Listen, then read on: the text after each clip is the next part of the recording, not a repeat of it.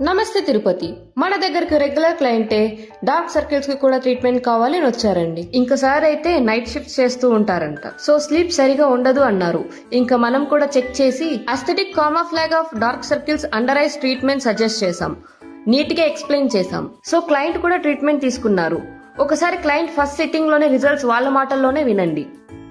అక్కడ 3 hours ఒకసారి 2 hours అవుతుంది. సరిగా నిద్ర ఉండదు డ్యూటీని బట్టి.